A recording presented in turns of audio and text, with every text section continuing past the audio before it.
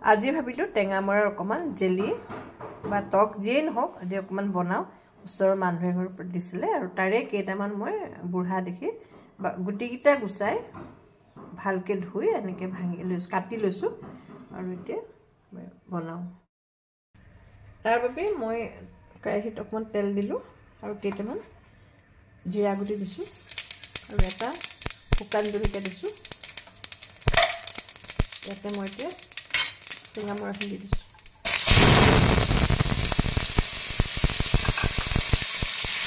ইয়াতে মই এতিয়া অকণমান নিমখ দি দিছোঁ।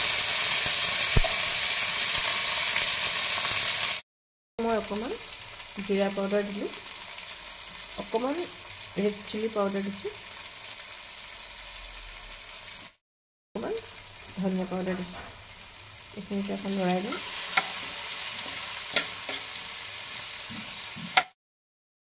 এয়া এতিয়া মই এইখিনি গুড় ইয়াত দিলোঁ,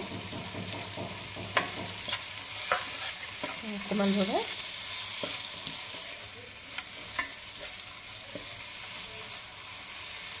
অকণমান চিমত দিওঁ। এতিয়া মই ইয়াতে অকণমান গৰম পানী দি ঢাকি দিম।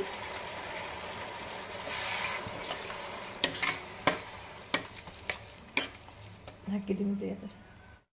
আৰু লাষ্টত মই অকণমান টেঙা ভাৱ এটা হ'বলৈ অকণমান আমচুৰ পাউডাৰ দি দিছোঁ, ভৰাই দিছোঁ। এতিয়া মই ঢাকি দিওঁ।